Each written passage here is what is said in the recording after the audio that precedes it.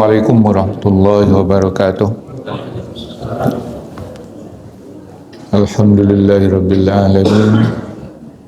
Wassalatu wassalamu ala asyrafil anbiya'i wal mursalin wa ala alihi wa ashabihi wa man tabi'ahum bi ihsan ila yaumiddin. Amma ba'du, fa ya ayyuhal muslimun ittaqullaha haqqa tuqatih wa la tamutunna illa wa antum muslimun. Allahumma alimna ma yanfa'una wanfa'na bima 'allamtana subhanaka la ilma lana illa ma 'allamtana innaka antal alimul hakim. Alhamdulillah, pada pagi ini kita beriktikaf di masjid, bangun dari tidur, melangkahkan kaki ke masjid dalam keadaan sehat walafiat. Rahmat Allah yang tidak terhingga. Syukur, salawat dan salam untuk junjungan kita Nabi kita Muhammad. Allahumma salli ala sayyidina Muhammad wa ala ali sayyidina Muhammad. Mengawali surat Maryam,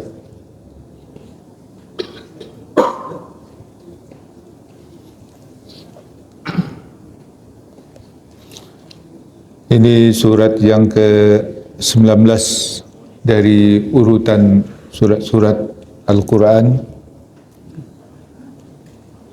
Turun di Mekah kecuali ayat 58 dan ayat 71 yang turun di Madinah.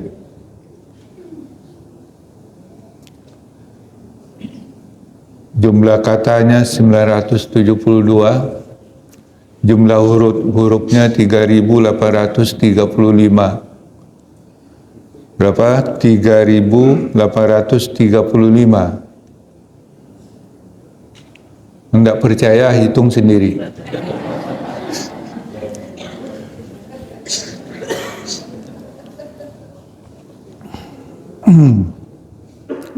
Yaitu 98 ayat.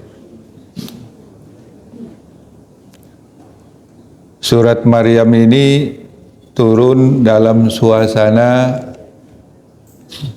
kaum musyrik yang terpengaruh oleh orang-orang Yahudi. Sebagaimana diceritakan, orang-orang musyrik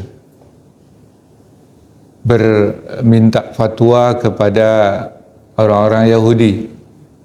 Ya, apakah betul Muhammad itu Rasul? Oleh orang Yahudi tanya ini, tanya itu. Ya. Ada 3 hal ya yang ditanya. Ya. Tetapi orang Yahudi itu memang tidak sekedar itu aja. Mereka berdakwah juga kepada orang, kena sedikit, karena memang Yahudi itu kan khusus untuk Bani Israel. Jadi sedikit lebih maju orang-orang Kristen yang berdakwah kepada orang-orang yang non-Yahudi. Jadi orang Yahudi itu selalu menjelek-jelekkan Kristen itu. Terutama tuduhan-tuduhan yang busuk kepada Bunda Maria, Maryam binti Imran.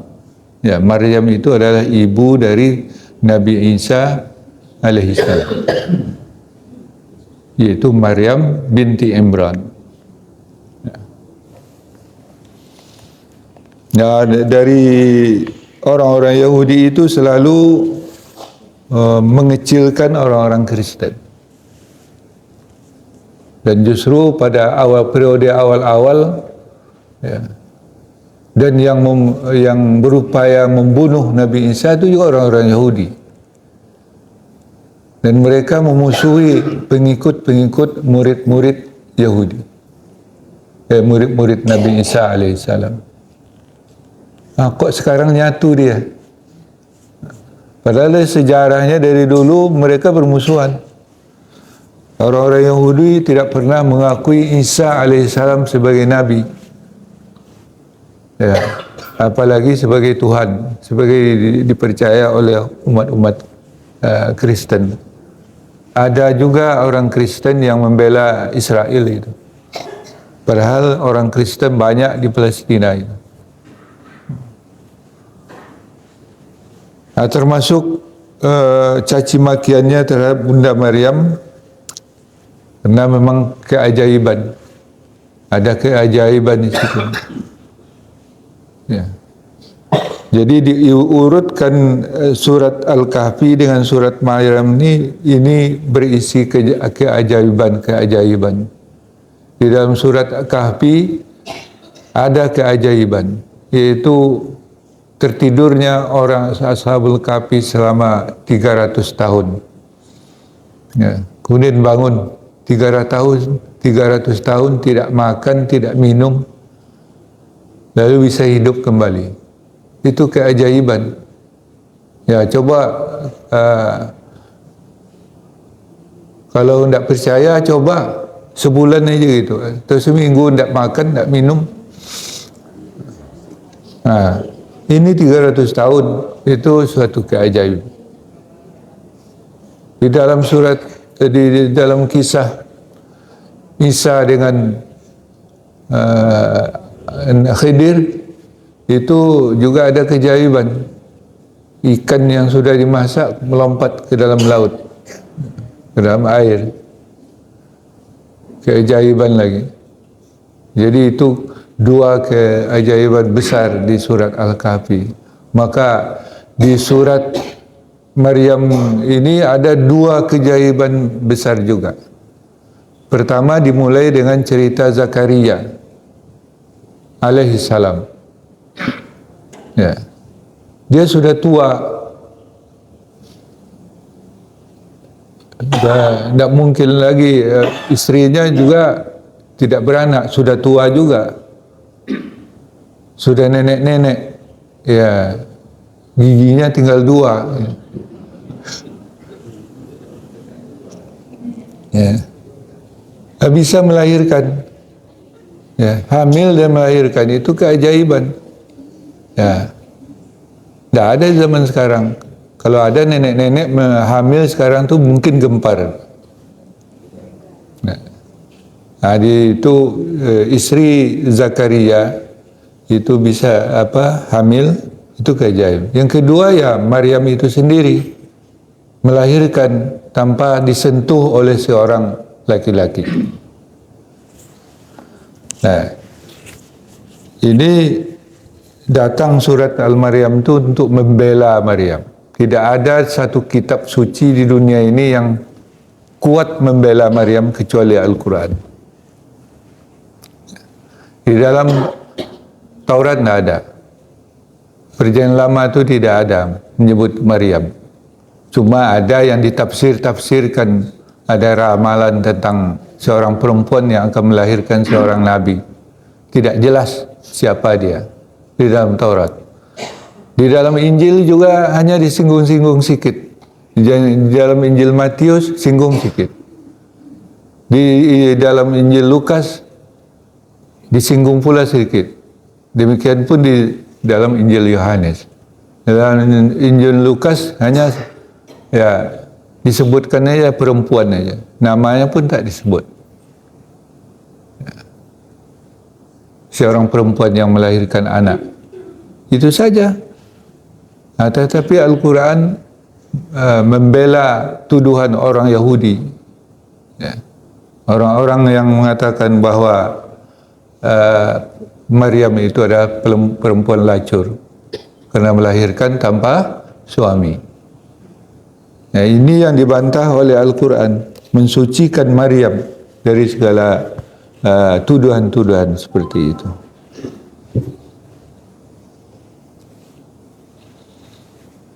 Bismillahirrahmanirrahim. Kaf ha ya ain sod. Ya, bacanya. Jadi kaf ha ya ain sod. Ya, dibaca huruf itu secara utuh. Namanya huruf al-muqatta'at. Ya, yang ini yang paling banyak nih. 5 huruf. Ya. Yang paling banyak huruf-huruf kombinasi huruf di awal surat ini, surat Maryam ini paling banyak. Ya. Karena ini sangat mengingatkan orang-orang Makkah, kafir Quraisy itu. Ini juga hal-hal yang biasa terjadi dalam budaya mereka, baik dalam ucapan-ucapan sehari-hari maupun dalam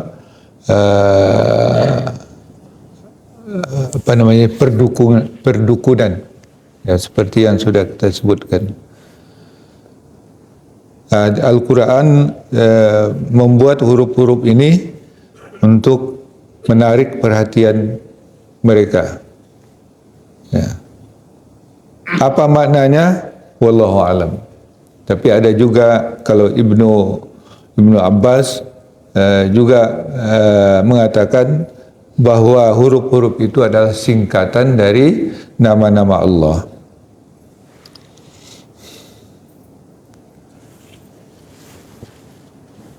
Zikru rahmati rabbika abdahu Zakaria, menyebutkan, mengingatkan rahmat Tuhan engkau, hambanya Zakaria. Jadi abdahu jadi maf'ul. Kalau Al-Kisai membacanya abduhu. Imam Al-Kisai, salah seorang qari 7, membacanya abduhu. Zikru rahmati rabbika abduhu Zakaria. Boleh dibaca, tapi kita karena qiraatnya qiraat Asim dari Hafaz, maka dibaca abdahu. Iznada rabbahu nidaan khafiyya, ketika dia memanjatkan doa kepada Tuhannya, nidaan khafiyya, dengan doa yang lembut.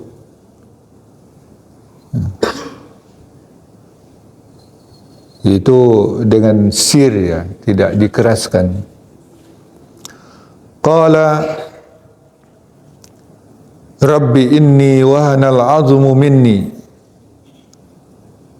Zakaria berdoa berkata, Rabbi, duhai Tuhanku, inni sesungguhnya aku, wahanal azmu, telah lemah tulang, ya, tulang sudah lemah, minni daripadaku, washta'ala ar-ra'su syaiba, dan uban pun di kepala sudah menyala.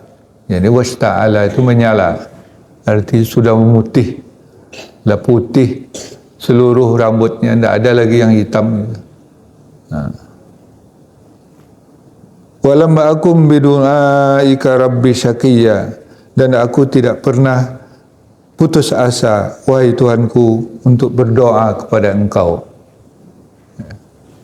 Jadi doa itu dia selalu berdoa walaupun sudah tua. Apa doanya? Inni khiftul mawaliya min warai, saya khawatir penerus dari sesudah aku, min warai, wa kanat imraati akhiran, dan istriku mandul pula. Ya. Sudah mandul, sudah tua lagi. Fahabli min ladunka waliya, maka berilah bagiku dari sisi Engkau waliya, seorang wali, ya, pengiring atau penerus, yarisuni, yang menerima warisanku atau mewarisi aku, wa yarisu min ali Yaqub, dan mewarisi keluarga Yaqub, waja'alhu rabbi radiyya, dan jadikanlah dia, ya Allah, ya, kalau Engkau beri itu, ya, radiyya, diridhoi, ya. Yaitulah doa. Dan ini kata para ulama doa ini, doa Zakaria ini sangat manjur. Ya, doa terutama untuk mendapatkan keturunan. Nah, ini Zakaria ini istrinya adik-beradik dengan istri Imran. Jadi Imran itu, kalau kampung saya itu apa nih, Pemboyan.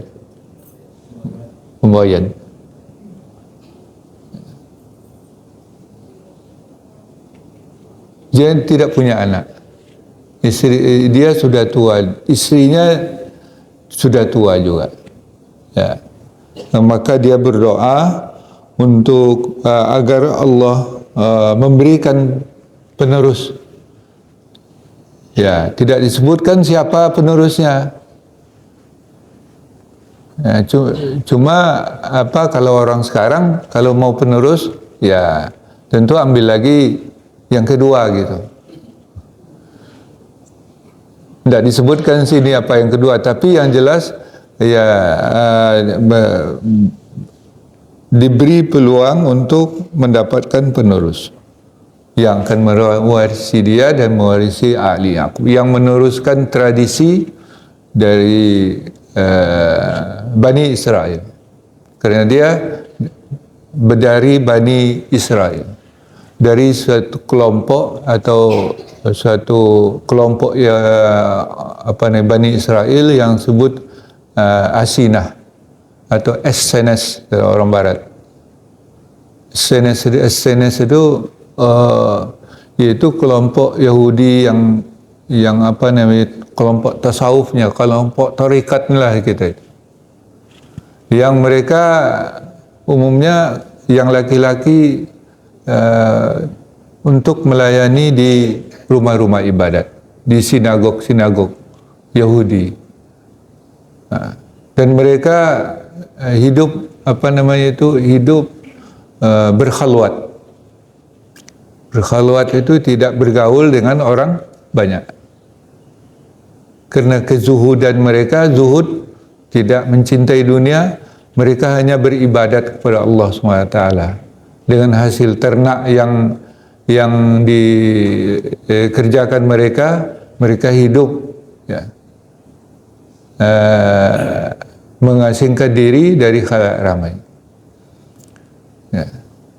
Tapi Zakaria ini sudah melayani umat di tempat ibadat.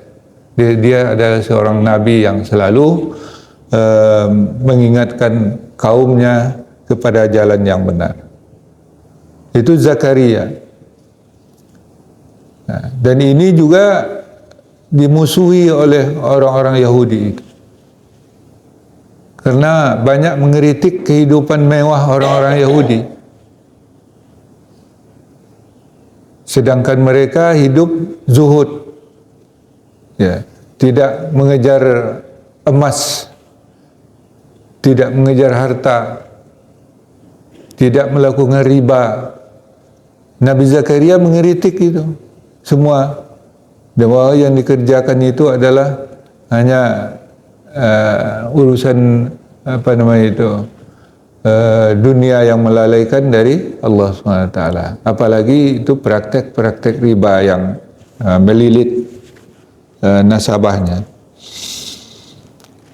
Maka karena itu Zakaria itu dimusuhi oleh orang-orang Yahudi, dan itu juga yang menyebabkan Zakaria dibunuh oleh mereka.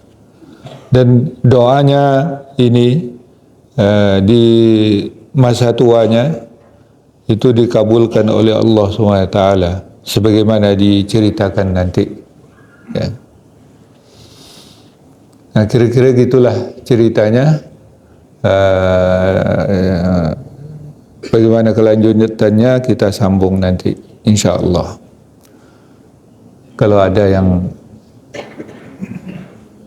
ingin ya